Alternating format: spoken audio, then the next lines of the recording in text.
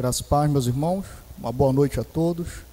É um grande prazer estarmos reunidos em mais um domingo na casa do Senhor, prestando louvor e culto ao seu santo nome, com a Igreja Santa de Deus participando de cada um desses momentos.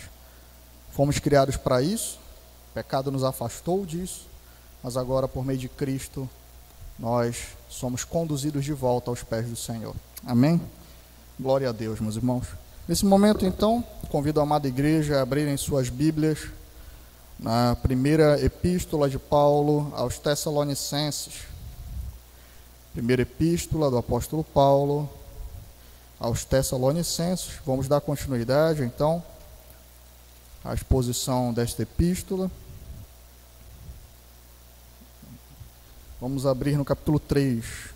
Vamos tratar do versículo 11 ao 13 hoje, finalizando então o capítulo 3 e assim também o extenso prólogo desta carta.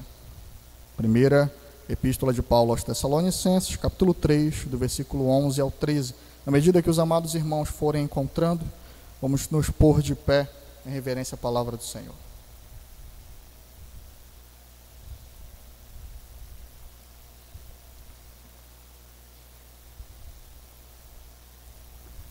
Amém? Leiamos. Ora, o mesmo nosso Deus e Pai e o nosso Senhor Jesus Cristo encaminhe a nossa viagem para vós. E o Senhor vos aumente e vos faça crescer em amor um para com os outros e para com todos, como também o fazemos para convosco, para confirmar os vossos corações, para que sejais irrepreensíveis em santidade diante de nosso Deus e Pai, na vinda de nosso Senhor Jesus Cristo, com todos os seus santos. Vamos ao nosso Senhor em oração. Pai amado, eterno e bendito, nesta noite, Senhor, nos reunimos diante de Ti para prestar louvor, culto, Senhor Deus, ao Teu nome. Suplicamos que Tu nos socorra nesse momento, Pai, nos capacitando a compreender a Tua palavra, Pai. Penetra cada um dos nossos corações, Senhor Deus, e age por meio da Tua palavra. Temos a segurança, Pai, e a garantia de que ela não voltará vazia, Senhor. Portanto, que ela promova arrependimento, conversão, Senhor. Que ela promova, Senhor Deus, santidade no Teu povo. Que o Teu nome seja glorificado, Pai, em todos os que aqui estão presentes. É o que nós te suplicamos. Auxilia-nos, Pai. Livra-nos de que a nossa mente disperse para assuntos fúteis, Senhor, e qualquer assunto à luz da Tua palavra, Senhor. Qualquer assunto diante da pregação da Tua palavra, Senhor, ele deve se desfazer, Senhor Deus. Conduz o nosso coração a estar atento àquilo que Tu nos comunica, porque somente à luz da Tua palavra podemos viver, Senhor Deus, tomar decisões, nos mover de maneira agradável a Ti. É o que nós te suplicamos. Age em nosso favor. No nome santo de Cristo, nós oramos a Ti e desde já te agradecemos. Amém e amém. Poder sentar, igreja.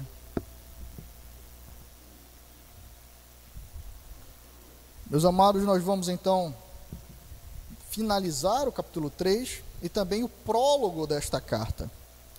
Quando nós iniciamos no panorama, nós avisamos que esta carta trataria sobre a vinda do Senhor Jesus Cristo. De fato, esse é um dos propósitos dessa carta.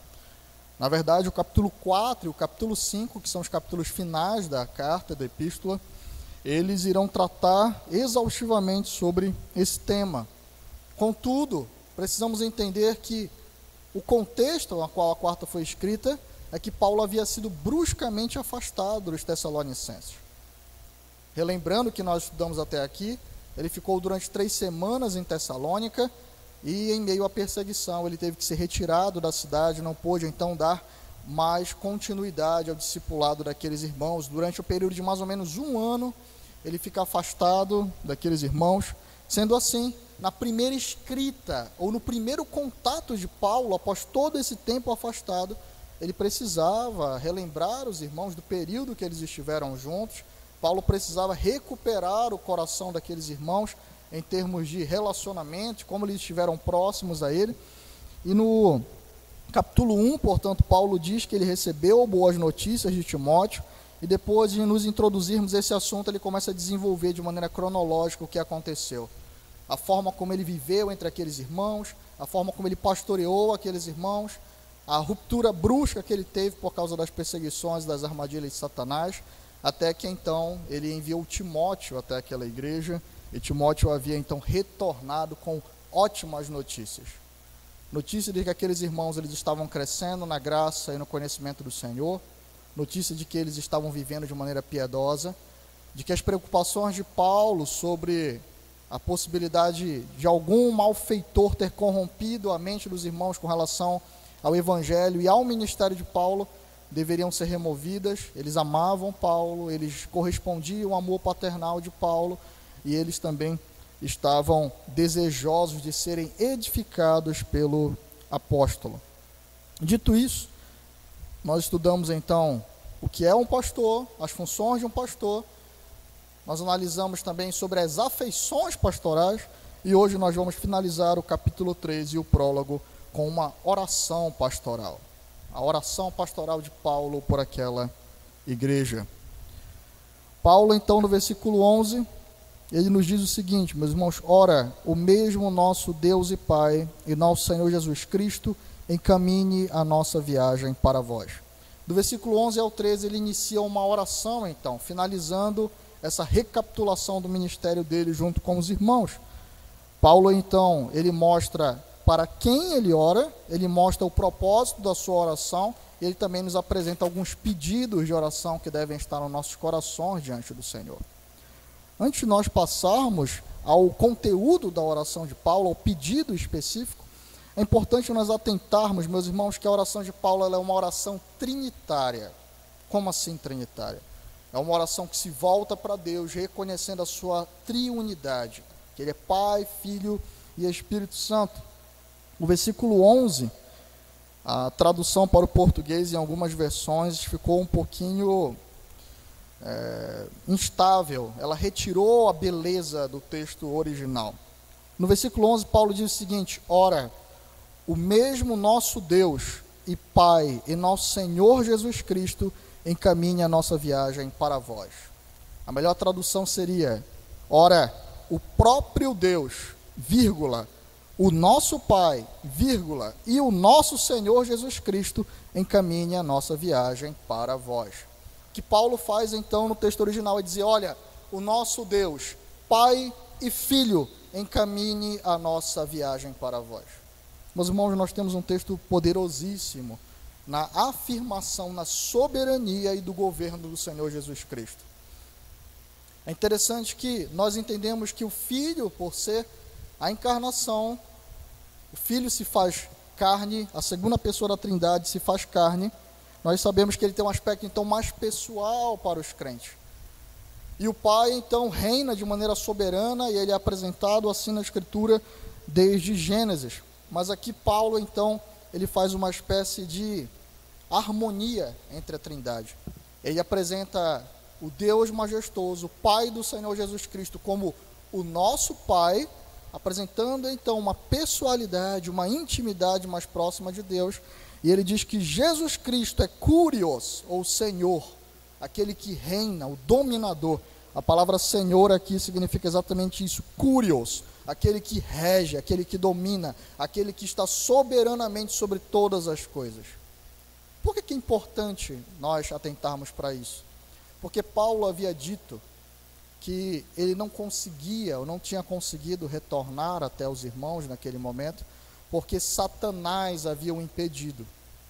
Satanás havia colocado um impedimento de Paulo então retornar até ali. Por isso Paulo então inicia a oração dele dizendo: ora, o mesmo Deus, ou o próprio Deus, o nosso Pai, nosso Senhor Jesus Cristo, encaminhe a nossa viagem para vós. A palavra encaminhar aqui é garanta, execute, ordene, faça que nós consigamos chegar até vocês. O que Paulo está dizendo aqui, a igreja de Tessalônica, é: nós temos inimigos como igreja. Satanás é um dos inimigos da igreja, ele colocou empecilhos para que nós chegássemos até Tessalônica, mas Deus reina. O Senhor reina. E o nosso Senhor Jesus Cristo, Ele reina soberanamente, de maneira que eu clamo a Ele, que que se Ele quiser, Ele nos fará chegar até vocês. Paulo está dizendo que as armadilhas de Satanás, eles não imobilizam a igreja. As armadilhas de Satanás, elas não imobilizam o ministério. O Senhor é pela igreja. Jesus Cristo é Curios. Jesus Cristo é dominador. Jesus Cristo reina soberanamente. Jesus Cristo é Senhor. Paulo faz uma declaração profunda e potente acerca da divindade e do ser do nosso Senhor Jesus Cristo no início da sua oração. Paulo, portanto, está orando aqui a Deus, Pai, Filho e Espírito Santo, nos demonstrando então que o Senhor da igreja, o Senhor Jesus Cristo, reina de maneira soberana. Se Deus reina de maneira soberana, e Cristo pode executar então toda a sua vontade, e assim Ele fará, isso traz então conforto e segurança ao coração do crente, porque Ele é o Deus que pode executar, Ele pode nos socorrer, Ele atende os nossos pedidos de oração. Portanto, a introdução da oração de Paulo, ela é muito importante para nós, crentes. Significa que nós temos um Deus no céu que nos ouve. E Ele não somente nos ouve, mas Ele não está com as mãos amarradas para nos socorrer. Ele é o Senhor Todo-Poderoso que governa e faz todas as coisas para a sua glória e para o bem da sua igreja. Quando você dobra o seu joelho em oração, essa mesma verdade está diante dos seus olhos. Você tem orado ao Senhor reconhecendo que Ele é majestoso, dominador e governador sobre todas as coisas. Como você tem estado diante de Deus, de maneira irreverente, que você tem falado ao Deus Todo-Poderoso que governa. O fato de Ele governar tem trazido segurança ao seu coração. Nós estamos em um momento, meus irmãos, de muita dor, de luto, de lágrimas, momentos difíceis, mas essa verdade sustenta o coração dos crentes. Essa verdade sustenta a nossa fé. A verdade que o Senhor Jesus Cristo reina soberanamente, traz descanso e conforto ao coração do crente, porque ele sabe que nada pode frustrar os seus planos ou se opor àquilo que ele irá executar. Jesus Cristo reina, o Deus triuno reina, e Ele reina para a glória dEle e em favor do seu povo. Paulo inicia a sua oração com essa verdade. Vamos então analisar pelo que Paulo orou em favor da igreja. Quais foram os pedidos que ele apresentou diante do Senhor triuno em favor da sua igreja? Paulo ele vai orar aqui por 3 pontos ou por 3 marcas que se destacam na carta de Tessalonicenses: fé, esperança e amor. Fé, esperança e amor. Se os irmãos eles atentarem para o capítulo 1, do versículo 2 ao 4, Paulo já havia introduzido esse assunto. Vamos abrir lá, meus irmãos. 1 Tessalonicenses, capítulo 1, do versículo 2 ao 4. Olha o que Paulo nos disse aqui. Sempre damos graças a Deus por todos vós, fazendo menção de vós em nossas orações, lembrando-nos sem cessar da obra da vossa fé, do trabalho do seu amor e da paciência da esperança em nosso Senhor Jesus Cristo diante do nosso Deus e Pai. Paulo então destaca que essas eram 3 marcas presentes no coração e na igreja de Tessalônica. Paulo inicia a carta trabalhando esse assunto. Paulo finaliza a carta tratando sobre o mesmo tema. Vamos até o capítulo 5, o final da epístola de Tessalonicenses, no versículo 8. Olha só o que ele diz.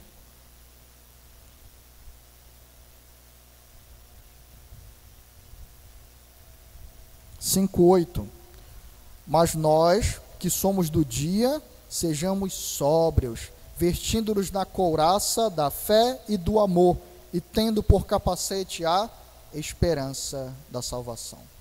Observem então, meus irmãos, que essas 3 marcas, elas sustentam, elas se manifestam na vida cristã: fé, amor e esperança, ou fé, esperança e amor. Esse é um tema recorrente, é um dos temas da epístola de Paulo, e ele não somente inicia a epístola de Tessalonicenses introduzindo esse assunto e finaliza a epístola de Tessalonicenses trabalhando esse assunto, mas aqui no capítulo 3, a oração de Paulo é para que o Senhor aperfeiçoe a igreja nessas 3 marcas ou nesses 3 pontos. Vamos considerar então hoje esses 3 pontos. Paulo ora para que o Senhor atue em favor da igreja, aperfeiçoando a sua fé, o seu amor e a sua esperança. Primeiro ponto, então, Paulo ora para que o Senhor aperfeiçoe a fé dos Tessalonicenses. Ora, o mesmo nosso Deus e Pai, versículo 11, capítulo 3, e nosso Senhor Jesus Cristo encaminhe a nossa viagem para vós. Para quê? Qual o propósito de Paulo estar com aqueles irmãos? Nós tratamos sobre isso constantemente aqui. Qual era o maior desejo de Paulo de ver aqueles irmãos face a face? Porque Paulo estava se cobrando tanto, estava com o coração tão pesado por ter deixado uma igreja tão nova naquela forma, brusca, repentina. Qual era a preocupação de Paulo, meus irmãos? No versículo 10, é uma das passagens que ele nos disse isso: orando abundantemente dia e noite, para que possamos ver o vosso rosto e supramos o que falta à vossa fé. E supramos o que falta à vossa fé. Por isso ele queria que o Senhor encaminhasse a viagem dele de volta a Tessalônica. Porque Paulo, como alguém que entendia que a fé da igreja, ela deve aumentar e ser aperfeiçoada, era alguém que desejava estar de volta a Tessalônica para poder ensinar os irmãos, para poder suprir a fé daqueles irmãos. O termo aqui é completar, no sentido de que é uma fé que não está completa. E na verdade, meus irmãos, é assim a fé do crente. Ela só estará completa no dia final, na esperança do retorno do nosso Senhor Jesus Cristo. Mas até lá, a fé do crente é uma fé que ela vai sendo aumentada ou completada, ela vai sendo aperfeiçoada. E o principal propósito de Paulo em retornar, ou a principal oração dele para que ele voltasse, para que ele estivesse de volta àquela igreja, era para poder instruir os irmãos de maneira que a fé deles fosse uma fé completada.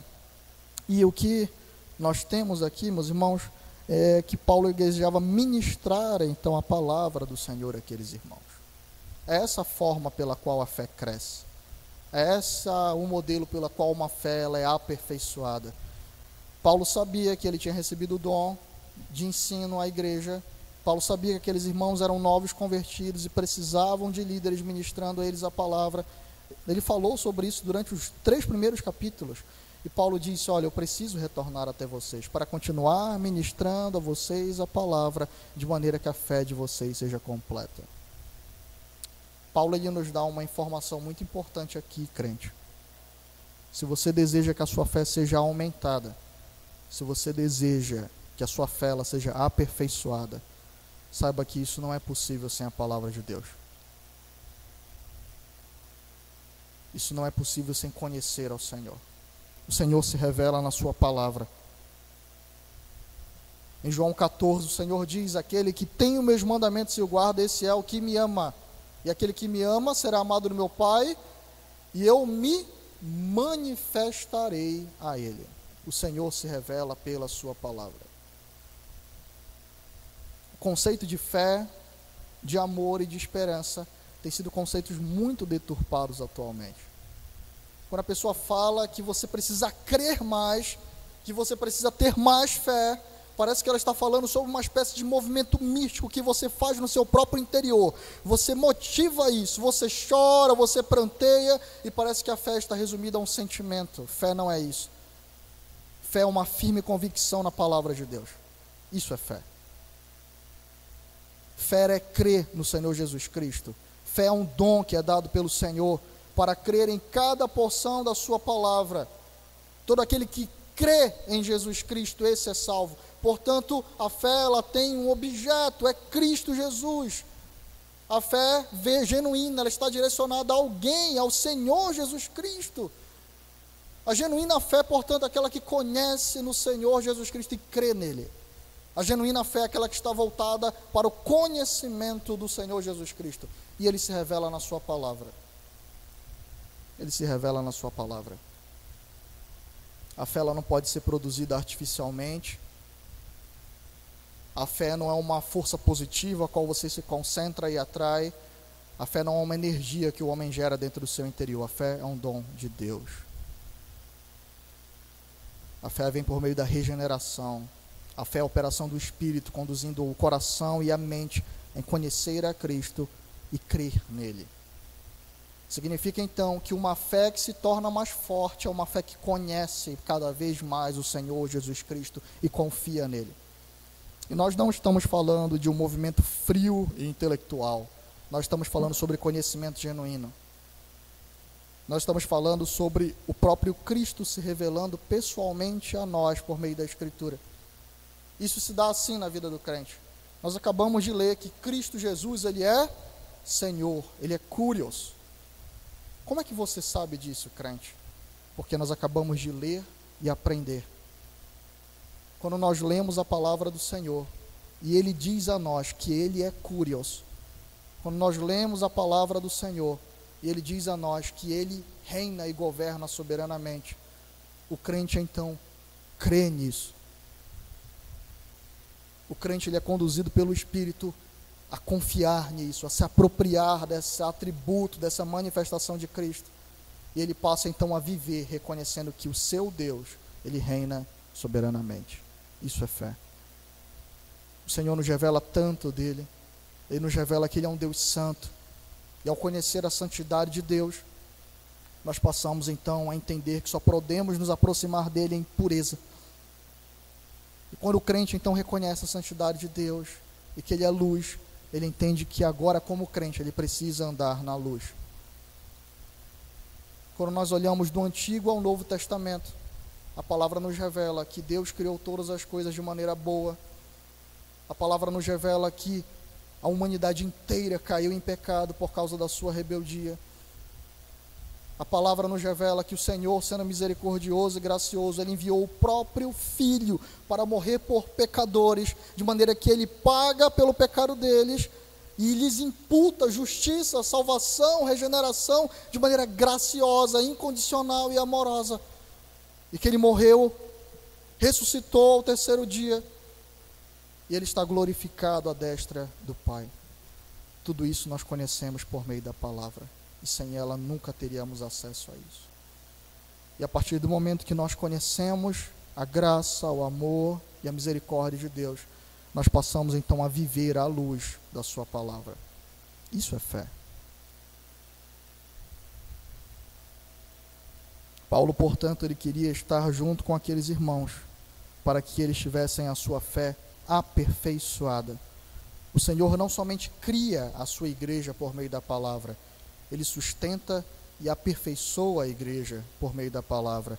E uma das marcas do crente é um desejo ardente por ter a sua fé completada dia após dia pelo conhecimento do Senhor. Vamos até a Epístola de Tiago, no capítulo 1. Epístola de Tiago, capítulo 1.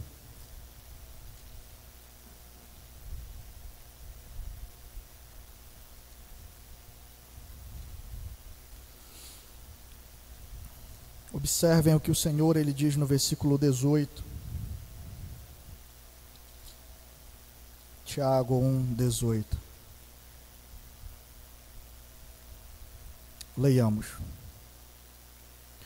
Segundo a sua vontade, ele nos gerou pela palavra da verdade, para que fôssemos como primícias das suas criaturas. Portanto, meus amados irmãos, todo homem seja pronto para ouvir, tardio para falar, tardio para se irar, porque a ira do homem não opera a justiça de Deus. Sendo assim, rejeitando toda a imundície e superfluidade de malícia, recebei com mansidão a palavra em vós implantada, a qual é poderosa para salvar as vossas almas. Vou repetir. Por isso, rejeitando toda a imundícia e superfluidade de malícia, recebei com mansidão a palavra em vós implantada, a qual é poderosa para salvar as vossas almas.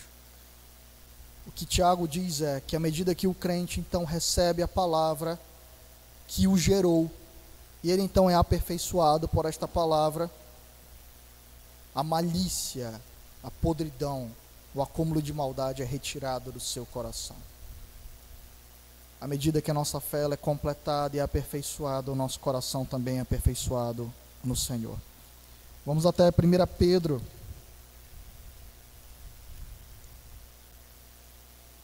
capítulo 2, versículo 1. 1 Pedro, capítulo 2, versículo 1.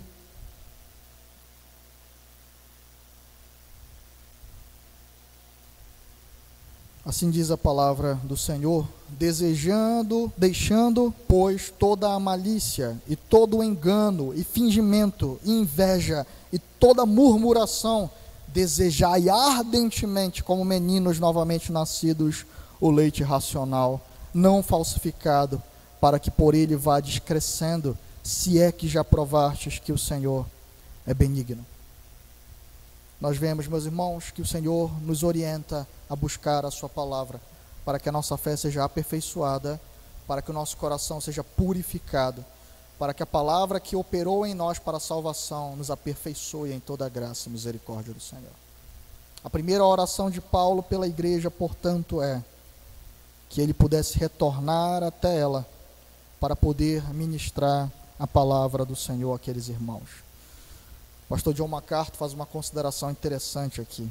Ele diz: uma grande confiança em Deus é dependente de um grande conhecimento de quem Deus é, e ele se revela na sua palavra.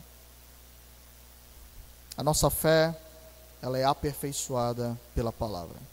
Portanto, a primeira oração que Paulo faz, o primeiro pedido que ele faz, é para que ele retornasse a Tessalônica e pudesse ministrar a palavra aos irmãos, de maneira que eles fossem amadurecidos, que eles crescessem, que a fé deles fosse completada. Vamos em frente, meus irmãos. O segundo motivo que Paulo ora ao Senhor é para que o Senhor aumente e faça crescer o amor naquela igreja. Vamos retornar a 1 Tessalonicenses 3, versículo 12. E o Senhor vos aumente e faça crescer em amor, uns para com os outros e para com todos, como também o fazemos para convosco. Não é só a palavra fé que teve o seu sentido alterado pelo evangelicalismo moderno. Não é só a palavra fé que teve o seu conteúdo e o seu significado bíblico desprezado por diversas igrejas. A palavra amor também teve seu conteúdo desprezado e esvaziado. O termo amor, ele tem sido esvaziado do seu conteúdo bíblico e preenchido por um conteúdo pagão.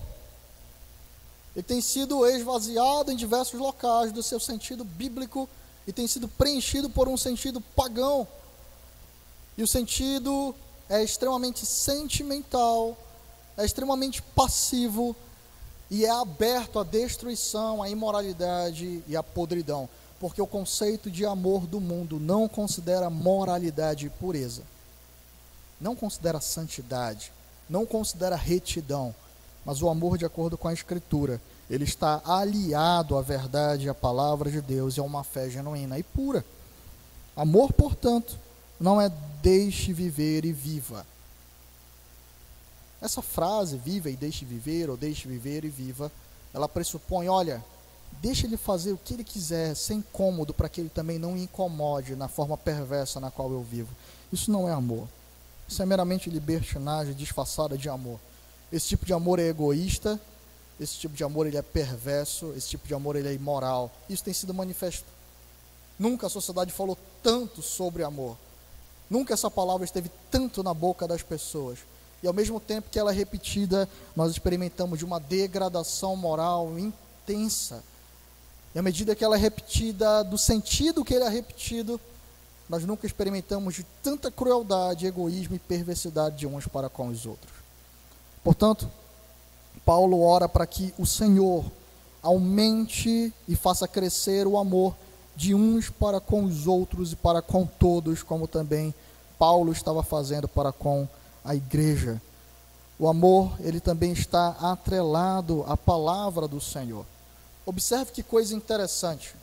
O texto que nós consideramos em João 14, vamos até esse texto novamente.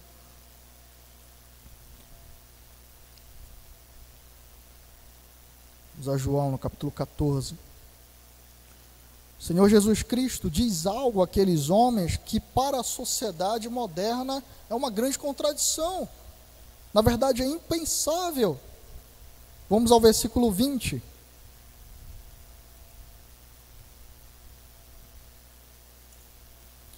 Naquele dia conhecereis que eu estou em meu Pai, e vós em mim, e eu em vós. Aquele que tem os meus mandamentos e os guarda, esse é o que me ama. E aquele que me ama será amado do meu Pai, e eu o amarei e me manifestarei a ele. O Senhor Jesus Cristo diz o seguinte: se você me ama, você me obedece. A palavra guardar aqui é obedecer. Em João 15, mais à frente, Jesus diz: se vocês querem ser meus amigos, vocês farão o que eu digo a vocês. O relacionamento com Deus, o amor pelo Senhor Jesus Cristo, está associado à obediência da sua palavra. Meu irmão e minha irmã, não interessa o que você pensa sobre isso. Isso é um fato. Talvez seja difícil de engolir, seja difícil de entender, exatamente por causa do que você tem absolvido como um conteúdo pagão sobre amor. Mas o verdadeiro, genuíno amor em direção a Deus está intimamente ligado à obediência da sua palavra. Nós estávamos mortos em delitos e pecados. Nós estávamos lançados em morte, podridão e desgraça. E esse Deus, ele entrega o próprio Filho para que nós retornemos então aos seus pés. O coração do crente é um coração extremamente cheio de gratidão. É um coração que transborda de gratidão. E, portanto, ele é um coração que se submete integralmente ao Senhor. Reconhecendo que só o Senhor é bom, só o Senhor é justo, só o Senhor é santo, só o Senhor é puro e perfeito.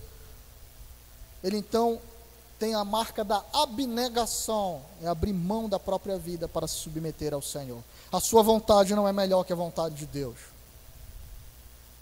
O crente diz isso com a sua vida, quando ele se submete ao Senhor. A minha vontade, o meu senso de justiça, a minha vida, ela não é superior à vontade do Senhor. Ele reina, ele é puro, ele é todo bom, ele é todo santo, ele é misericordioso. Portanto, eu me submeterei a ele.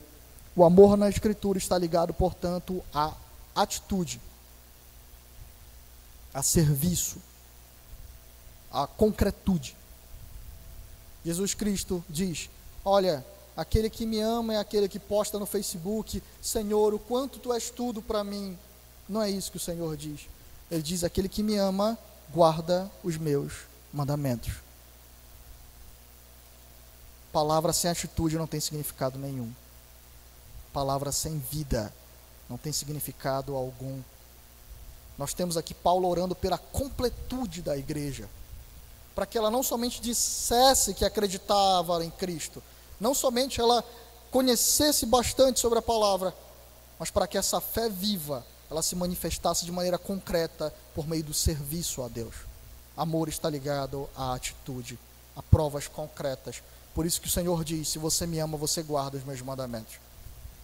Portanto, amar a Deus é obedecê-lo, é entregar-se a Ele em toda submissão. Não há maior prova de amor do que esta. E como nós falamos aos irmãos, essa é a base do amor do próprio Deus. Quando nós lemos sobre o amor de Deus na Escritura, nós sempre lemos uma ação que o Senhor tomou para provar esse amor. Nós nunca lemos que o Senhor, ele ficou observando a humanidade, amando de maneira abstrata. A palavra diz: Deus amou o mundo de tal maneira que enviou o seu Filho. Deus amou o mundo de tal maneira que nos adotou como seus filhos. Deus prova o seu amor para conosco em que Cristo morreu por nós, sendo nós ainda pecadores. O amor de Deus, ele é visível, concreto, prático. Portanto, o amor que ele exige dos seus filhos também é visível, concreto e prático. É obediência e submissão. Serviço ao Senhor. Esse é o conteúdo genuíno do amor. E qual é o amor, então, pelo próximo? Amar o próximo significa, então, deixá-lo viver da maneira como ele deseja. Amar ao próximo também significa enviar a ele algumas mensagens com emojis e corações nas redes sociais. Na verdade, não. O amor ao próximo, ele tem o mesmo conteúdo e o mesmo sentido do amar a Deus. Amar ao próximo é servi-lo. Amar o próximo é servi-lo. Olha o que o texto de Filipenses nos diz. São textos importantes, meus irmãos, a qual nós devemos guardar em nossos corações.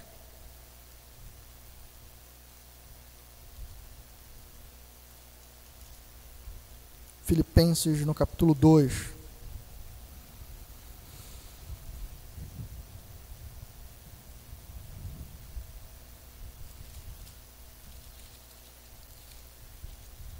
Filipenses 2, vamos ler do versículo 3. Nada façais por contenda ou por vanglória, mas por humildade. Cada um considere os outros superiores a si mesmo. Não atente cada qual para o que é propriamente seu, mas cada qual para o que é dos outros, de sorte que haja em vós o mesmo sentimento que houve em Cristo, que sendo em forma de Deus, não teve por usurpação ser igual a Deus, mas esvaziou-se de si mesmo, tomando a forma de servo e fazendo semelhante aos homens. E achado na forma de homem, humilhou-se a si mesmo, sendo obediente até a morte, morte de cruz. Por isso também Deus o exaltou soberanamente. Ele deu um nome que é sobre todo o nome. Jesus Cristo, ele fez carne para servir aos seus irmãos. Hebreus 2, Hebreus 4, a carta de Hebreus inteira, quando fala sobre a encarnação de Cristo, diz: ele veio para socorrer a descendência de Abraão. Foi por isso que ele assumiu a carne e não a forma de anjos, porque ele não veio socorrer a anjos. Jesus Cristo veio morrer pelos seus irmãos. Ele veio morrer para gerar um povo para Deus. Deus amou o mundo de tal maneira que enviou o seu Filho para que todo aquele que nele crê não pereça, mas tenha vida eterna. Cristo veio para salvar o mundo. Ele veio para servir os seus irmãos. O Deus Todo-Poderoso, Santo, Eterno, se faz carne e ele serve os seus irmãos. Na última ceia, ele cinge o seu lombo com uma toalha e ele lava o pé dos seus discípulos, e ele diz que essa era a prova de que eles de fato tinham um coração genuinamente convertido. Essa era a prova de fato de que alguém está agora servindo a Deus e não mais em trevas. O amor ao próximo consiste em serviço. E sabe qual é a boa notícia?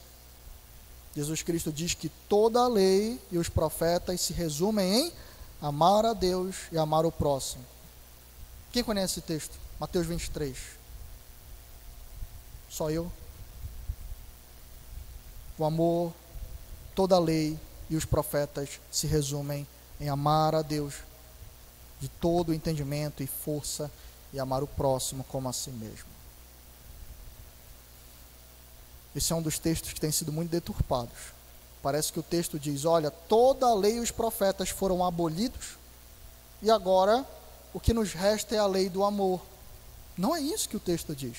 O texto diz que toda a lei e os profetas se resumem no amar a Deus e amar ao próximo. Se resumem e não são abolidos. Sabe o que é que o Senhor está comunicando para nós? Que a forma correta de amar, o amor genuíno, significa obedecer a sua lei, inclusive em favor do próximo. Toda a lei e os profetas se resumem, significa que cada mandamento, cada revelação de Deus tem como propósito serviço ao seu santo nome e o amor ao próximo. É isso que o Senhor Jesus Cristo disse. Toda a lei e os profetas se resumem nesses dois mandamentos. Nós só podemos servir e amar ao Senhor de maneira correta por meio da obediência da sua palavra. Só podemos servir e amar o nosso próximo também pela obediência da palavra de Deus. Sabe como é que isso fica perceptível para nós? Em Efésios, no capítulo 6, o Senhor diz que o esposo deve amar a esposa como Cristo ama a igreja, cuidando, provendo, conduzindo ela espiritualmente. O Senhor está mostrando qual é a obrigação do esposo para com a esposa. Isso deve ser obedecido, e assim você ama a sua esposa de maneira genuína. Mulheres, sejam submissas ao Senhor Jesus, ao seu esposo, como a igreja é submissa a Cristo. E assim você prova o seu amor para com ele. Pais, criais os seus filhos na admoestação e na disciplina do Senhor. Filhos, honrai pai e mãe. O Senhor, ele estabelece, ele determina tudo que nós devemos agir e fazer e viver uns para com os outros. Pais e mães com filhos, filhos com pais, esposo com esposa, crentes e ímpios, crentes e crentes, as mutualidades estão aí para isso. O Senhor regula todos os relacionamentos, e quando os relacionamentos eles são vividos à luz da palavra do Senhor, nós vemos o amor genuinamente operando, porque nós vemos serviço mútuo. Quando um pai e uma mãe não criam os seus filhos na doutrina e na admoestação do Senhor, estão amando falsamente os seus filhos. Um amor egoísta, que submete o filho ao desejo do próprio coração, e não à lei que é boa e perfeita do Senhor. Quando o esposo tenta amar a sua esposa do seu próprio jeito, ele negligencia a sua espiritualidade, a sua proteção, o seu cuidado, ou a transforma em uma espécie de ídolo, e também não cuida dela como deveria ser cuidada. Isso se dá toda vez que nós tentamos viver os nossos relacionamentos sem a palavra de Deus. Todas as vezes que nós tentarmos viver os nossos relacionamentos sem a palavra do Senhor, experimentaremos de dor, frustração e desgraça. Portanto, Paulo não queria isso na igreja. Paulo não desejava isso aos Tessalonicenses. E, portanto, ele ora ao Senhor que aumentasse, então, o amor entre aqueles irmãos. Que a fé que era genuína fosse manifesta de maneira concreta. Que a crença firme na palavra de Deus, que é o primeiro elemento da fé, se manifestasse por meio da obediência a essa palavra em serviço mútuo ao Senhor e à igreja. Amém? Vamos retornar ao texto de 1 Tessalonicenses. Vamos então ao último ponto e ao último pedido de Paulo nesta oração.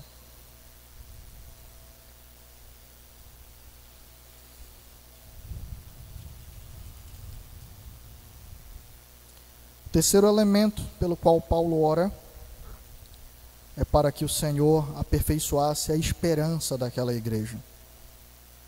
Versículo 13. Para confirmar os vossos corações, para que sejais irrepreensíveis em santidade diante de nosso Deus e Pai, na vinda de nosso Senhor Jesus Cristo, com todos os seus santos. Paulo ele desejava que a igreja tivesse uma fé forte e que estava sendo aperfeiçoada, para que eles pudessem servir ao Senhor e a eles uns aos outros, de maneira que quando o Senhor Jesus voltar, eles não sejam envergonhados. Que quando o Senhor Jesus Cristo retornar dos céus para buscar a sua igreja, isso seja um momento de alegria para aquelas pessoas, porque Cristo virá. E o desejo de Paulo é que o coração deles estivesse confirmados, para que eles estivessem irrepreensíveis em santidade diante de Deus na manifestação do Senhor. Paulo está dizendo que ele desejava para a igreja dos Tessalonicenses, ele orava por isso: Senhor, que quando tu voltes, Senhor, tu encontre os fiéis e firmes em ti. Eu desejo isso a vocês, igreja. É isso que Paulo está dizendo. O Senhor aperfeiçoe a fé de vocês, o amor de vocês, lembrando vocês constantemente de que Ele retornará, e de que essa é a esperança do crente. Paulo no capítulo 1 disse que esses irmãos, vamos voltar meus irmãos lá para capítulo 1 versículo 6, capítulo 1 versículo 6, ele diz: e vós fostes feitos nossos imitadores do Senhor, recebendo a palavra em muita tribulação, com gozo do Espírito Santo, de maneira que fostes exemplo para todos os fiéis na Macedônia e na Acaia. Versículo 10. Para que vocês esperem dos céus o seu Filho, a quem ressuscitou dentre os mortos, a saber, Jesus, que nos livra da ira futura. No versículo 3, Paulo diz: lembrando-nos sem cessar da obra da vossa fé, do trabalho, do amor e da paciência, da esperança em nosso Senhor Jesus Cristo diante de Deus e Pai. Meus irmãos, aqueles irmãos estavam passando por intensa perseguição, intensa tribulação, dor, eles estavam padecendo naquela cidade pagã, mas Paulo diz que eles suportavam com perseverança, porque eles tinham a plena certeza de que Jesus Cristo está voltando.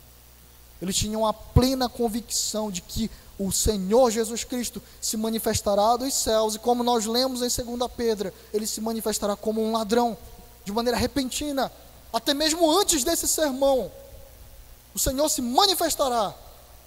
E Paulo desejava que aquela igreja ela fosse encontrada de maneira irrepreensível e fiel. Paulo lembra aquela igreja da esperança do crente. Paulo lembra aquela igreja do para que eles deveriam estar preparados, quais eram os planos que eles deveriam ter para o futuro. A vinda do nosso Senhor Jesus Cristo, o retorno do nosso Senhor Jesus Cristo. Paulo lhe traz uma meditação, atente. Se você não prestou atenção em nada até agora, atente para isso. Paulo ele está fazendo a seguinte pergunta aos Tessalonicenses: você está se planejando para o que no futuro? Qual é o evento que você está aguardando? Qual é o maior evento que você está esperando para o futuro? Qual é o seu plano, o seu projeto? Uma casa? O seu maior plano para o futuro, aquilo que você direciona todas as suas forças no agora, é uma posição grande, alta, um status em sua empresa? É ver os seus filhos formados e aí você pode morrer? É esse o seu plano? Independentemente do que você está planejando, existe um evento que vai acontecer: o Senhor Jesus Cristo virá. O que Paulo está nos levando a refletir aqui é que a nossa esperança futura, no que o nosso coração está depositado para o futuro, vai reger a maneira como nós vivemos agora. Se a sua maior esperança para o futuro é a probabilidade, porque você não tem certeza alguma, de ter uma grande casa, você vai viver como um idólatra hoje, em busca constante de dinheiro, abrindo mão de todas as áreas da sua vida, porque seu coração no futuro está voltado para ter uma casa. Se o seu maior plano e o seu maior evento para o futuro é que você alcance uma alta posição na sua empresa, você vai viver hoje buscando de qualquer maneira conseguir isso, também como idólatra. Toda a sua força, todo o seu pensamento e toda a sua energia, todos os seus atos estão voltados para isso. No que o seu coração está depositado no futuro, qual é a sua maior esperança, vai reger a sua vida hoje. Se a sua maior esperança e se a sua certeza é a vinda de Cristo, e o seu desejo é se encontrar com Ele, e você entende que é exatamente essa a única segurança que nós temos, hoje você vai viver buscando que a sua fé e o seu amor sejam aperfeiçoados nele, buscando ser encontrado de maneira irrepreensível, para que quando Ele volte, você seja encontrado da forma como Ele deseja, sem vergonha, sem dolo, sem culpa, com alegria, porque o Senhor se manifestou dos céus. Não é errado desejar casa, não é errado pedir ao Senhor um emprego, mas se o seu coração está depositado em Cristo, inclusive essas áreas da sua vida serão regidas de maneira santa, boa e pura para a glória do nome dEle, não de maneira idólatra. Se o seu coração está depositado em Cristo, o que você recebe hoje é para serviço do nome dEle. Se Cristo retornar antes desse sermão, como é que nós seremos encontrados? Irrepreensíveis em santidade diante do Senhor. Como nós estamos vivendo hoje, apresenta qual é a esperança futura do nosso coração. Se você olha para a vida de uma pessoa hoje, você vê que ela se preparou no máximo até a velhice. E uma das perguntas que nós temos feito aqui na igreja é: você se preparou para depois da velhice? E o que vem depois da velhice? A morte, o encontro com Cristo. Você está preparado para isso? Porque todas as coisas passarão, mas aqueles que estiverem em Senhor Jesus Cristo não passarão. Todas as coisas passarão, mas as suas promessas e a sua palavra não passarão. E assim como o Senhor promete uma vinda para gozo, alegria do seu povo, Ele também promete que a sua vinda será de terror e juízo para aqueles que não o buscaram, de terror e juízo para aqueles que vivem de maneira perversa no hoje, para aqueles que abandonaram totalmente a fé, para aqueles que recusam a servir ao Senhor e a se voltar para Ele. A vinda dele será de terror e juízo para essas pessoas. Portanto, corramos hoje para o Senhor, enquanto a mão de graça está estendida, enquanto o Senhor ele está disponível, acessível a nós, enquanto em Cristo podemos hoje ter a nossa fé completada, o nosso coração transformado para amar de maneira genuína, de forma que na sua vinda a nossa esperança ela seja alegre, a nossa certeza ela seja encontrada de maneira irrepreensível, a nossa vida seja encontrada em santidade, para que quando o Senhor voltar, nós sejamos encontrados irrepreensíveis diante dele. Nada ficará, nada. Você não vai levar nada para o seu túmulo, absolutamente nada. Você não poderá pagar por nada diante de Cristo, quando Ele vier e Ele se levantar dos céus para poder julgar a terra. Ou você se apropriou do que Ele pagou diante do Pai pelo seu próprio sangue e receberá tudo dele, ou você será perdido e de você será retirado até o que você não tem. A esperança futura do crente é Cristo. E é por isso que Paulo ora com tanta piedade e intensidade, para que o Senhor aumente a fé do seu povo, aperfeiçoe o seu amor, e lembre-os que Cristo está voltando, de maneira que eles possam viver de maneira santa e irrepreensível, para ser encontrado assim, naquele grande dia. Corra hoje para o Senhor, hoje. Não há mais tempo a perder, não há mais nenhum segundo a se apostar. Corra hoje para o Senhor, porque nós não sabemos o dia e nem a estação em que Ele virá, não sabemos a hora e nem o momento exato, mas o que nós sabemos, ó meus amados irmãos, é que será um momento de extrema alegria para o povo de Deus. Os Tessalonicenses sabiam disso, é por isso que eles suportavam com tanta perseverança a aflição, porque eles sabiam que quando o Senhor se manifestar dos céus, todo pranto, toda lágrima, toda dor será removida. Porque quando Cristo se manifestar dos céus, o seu povo estará eternamente com Ele. Mas aqueles que desprezam o Senhor hoje e forem encontrados fora dele naquele dia, se experimentarão apenas de terror, de juízo e da justiça condenativa do Senhor. Para nós finalizarmos, eu gostaria de relembrar algumas verdades e fazer algumas aplicações. Primeiramente, o mundo é governado por um Deus triuno, Pai, Filho e Espírito Santo. Quem não tem um filho não pode ter o Pai.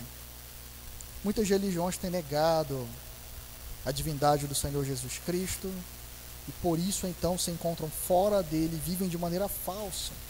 Paulo diz de maneira clara: o Senhor governa soberanamente como um dominador. Significa então que todo o mundo, todo o universo está em suas mãos. Ninguém pode se opor à vontade dele.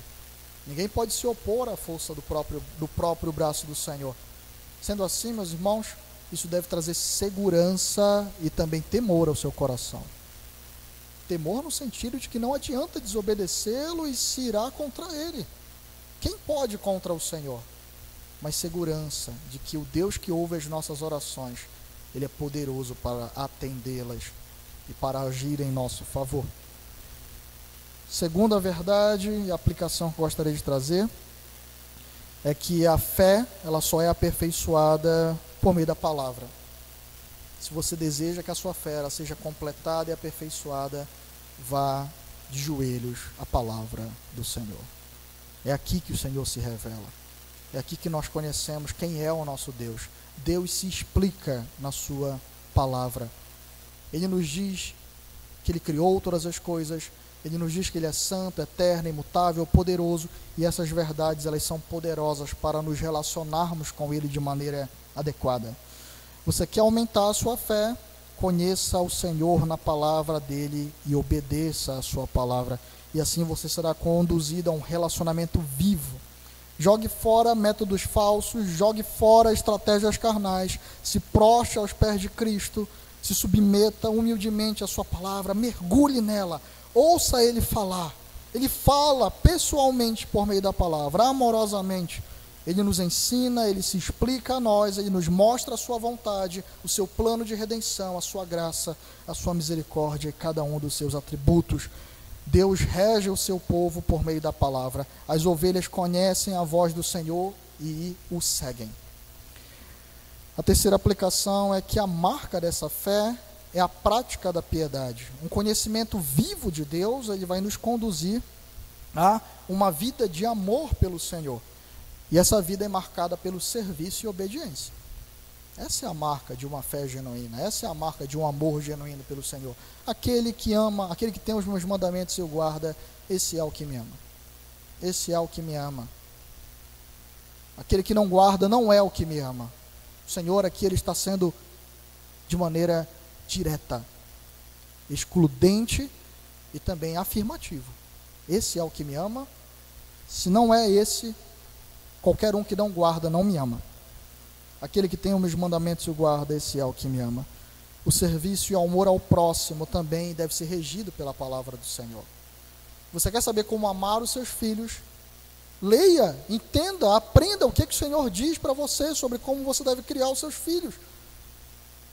As pessoas se dedicam durante anos a ler em obras de 1.400, 500, 2.000 páginas sobre criação de filhos à luz de uma perspectiva pagã. E elas querem reger os seus filhos e a igreja por meio da perspectiva pagã. E a palavra fica de lado. A pedagogia que o Senhor está chamando você a exercer, a pedagogia de Cristo, a bíblica. Leia, aprenda, entenda cada princípio, entenda cada propósito. É o próprio Deus dizendo a você. Ele criou a família, Ele estabeleceu o propósito da família. É Ele que rege a família. Não troque a palavra de Deus por mais nada. Aprenda, se desenvolva, mas quando você tiver que optar, fique com o que o Senhor está dizendo para você e não os homens. Se você quiser saber como amar mais a sua esposa, olhe para a palavra do Senhor e aprenda a servi-la. Se você quer amar mais o seu marido, olhe para a palavra do Senhor e aprenda como você deve servi-lo. Se você quer amar mais o pecador, olhe para a palavra do Senhor e veja que Ele ordena que você o confronte em seu pecado, para que a alma dele não seja lançada no inferno. Isso é amor. Quando você alerta alguém que ele está correndo para a destruição, e não quando você diz, não, deixa ele se destruir, eu amo ele. Isso é um absurdo. A última aplicação é: qual é a sua esperança futura? Qual é o evento que você tem aguardado? Para o que você tem se planejado? Qual será o ápice da sua vida, na sua mente e no seu coração? Os universitários, é o momento da formatura? Vocês serão frustrados. Depois você vai e adia um pouco mais isso. É quando eu for alguém de carreira e de sucesso. Você verá que se o Senhor conceder isso a você, seu coração não estará preenchido.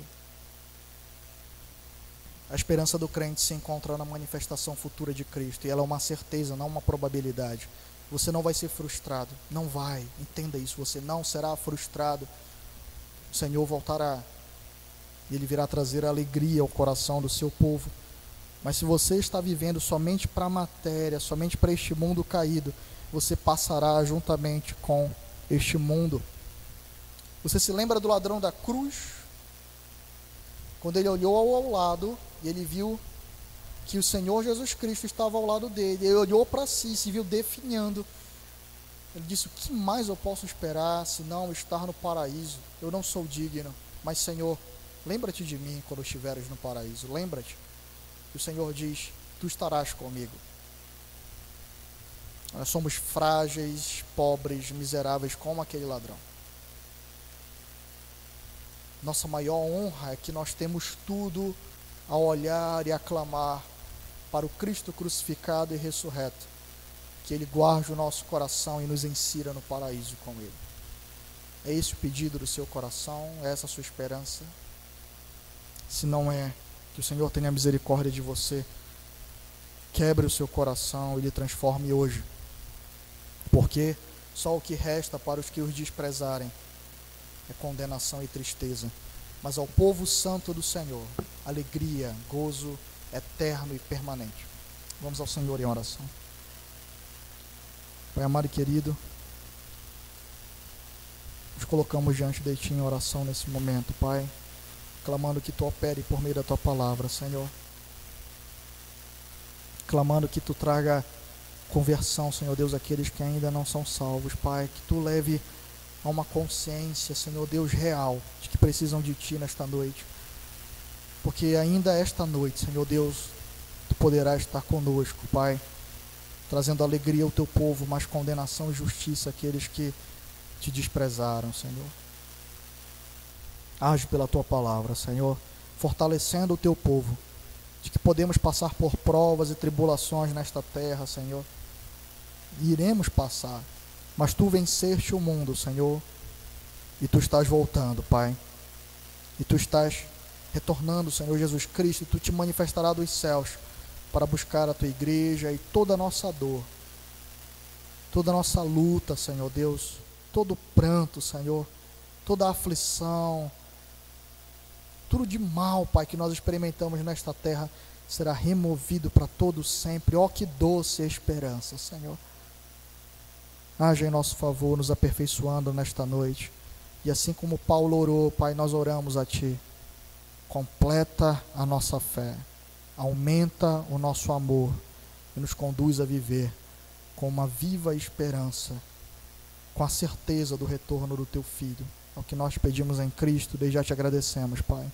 Amém e amém.